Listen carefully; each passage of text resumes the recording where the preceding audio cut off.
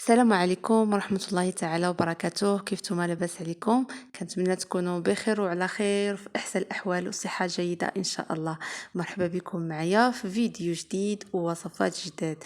اليوم ان شاء الله غادي نشارك معكم كلاص ساهل واقتصادي، وغادي نشارك معكم كوكيز منزلي فرحوا بهم وليداتنا. بلا ما نطول عليكم دوزو نشوفوا المقادير.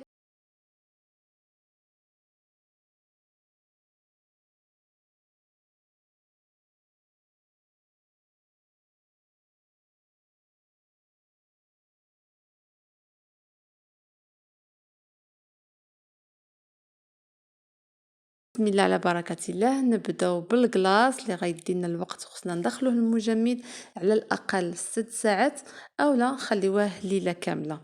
في المقادير كنحتاجو ربع لتر ديال الحليب يكون بارد مزيان، كنحتاج بسكويت مفرزت النوع اللي بغيتو، انا استعملت اوريو. كنحتاجو كاس ديال الحليب مجفف نيدو، وكنحتاج علبه ديال كلاص بنكهه الفاني. الطريقه ديال التحضير: في بول حتى هو عملته في الثلج قبل ما نبدا نحضر الكلاص، دخلته واحد ربع ساعه هو والرجيلات ديال الطراب حتى هما عملتهم يبردوا باش كيطلع لنا الكلاص دغيا. غادي نضيف على البودره ديال الكلاص، غادي نضيف عليها الحليب. عملت انا غير 4 لتر باش يجيني يعني القوام ديالو كثيف، يعني اذا بغيتو نتوما كميه كثيره عملوا نصف لتر. غادي نبقى نطرب حتى نحصل على الخليط بهذا الشكل هذا كيطلع وكيتقال.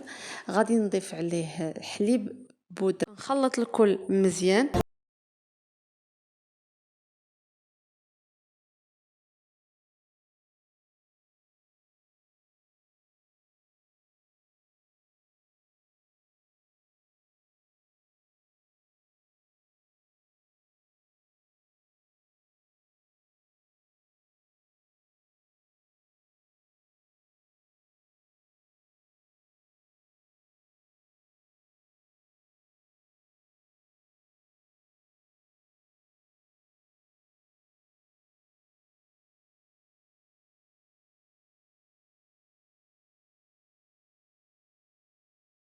كوكيز.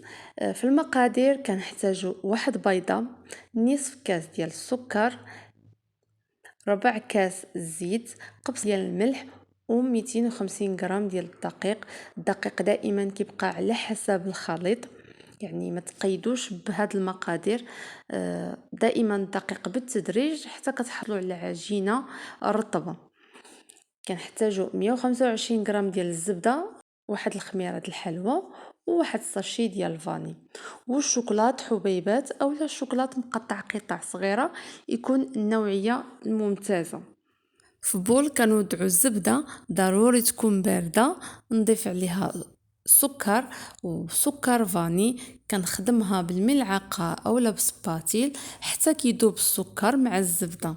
كنخدموهم مزيان، ما كنخدموهمش بيدنا. كنضيف بيضه كامله حتى هي تكون بارده، ما كنخدموهمش بيدنا باش ما يسخنش لينا الخليط، حيت غنستعملوا الشوكولات مع الحراره ديال اليد غيذوب الشوكولات وما غتبقاش العجينه في اللون ديالها الابيض. من بعد غادي نضيف الزيت، كنخلط الكل مع بعضياته.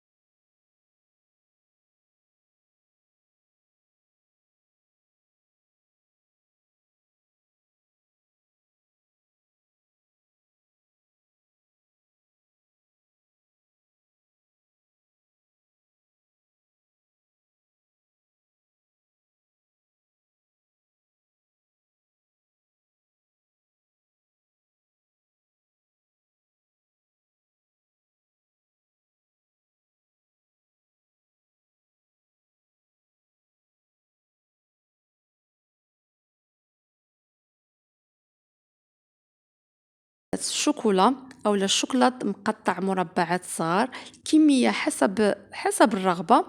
عملتهم يكونوا باردين، كنخلط يا إما بالملعقة. أنا هاد المرة عملت يدي، ولكن حاولت أنني نزرب، خلطت العجينة مع الشوكولات صافي وقفت.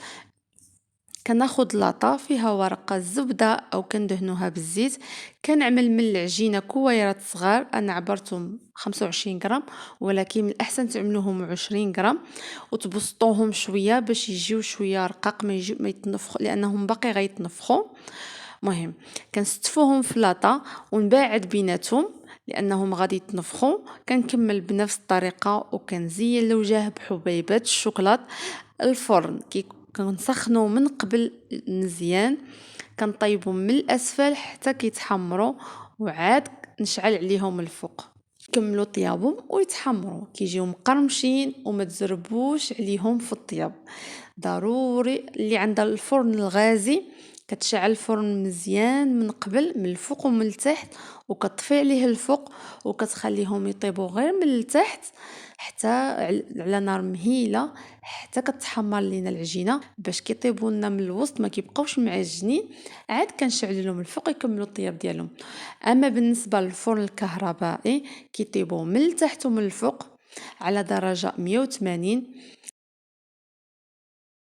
هذا هو الشكل ديالهم من بعد ما طابوا، كيجيو لذاذ ومقرمشين. ننصحكم هذا الشكل النهائي ديال الكلاص اللي شاركت معكم. بالنسبه للتزيين كيبقى لكم اختياري، تزينوه باللي بغيتو واللي متوفر عندكم. ممكن تزينوه بخطوط ديال صوص كراميل او صوص شوكولات. انا زينته بقطع ديال البسكوي جلديد وفي مقاديره في متناول الجميع. نتمنى ان شاء الله الوصفات اليوم اللي شاركت معكم ينالوا اعجابكم واستحسانكم، وما تنسونيش من لايك ديالكم وتعاليقكم الطيبه. نتلاقاو في فيديو قادم ان شاء الله. خليتكم في امان الله. السلام عليكم.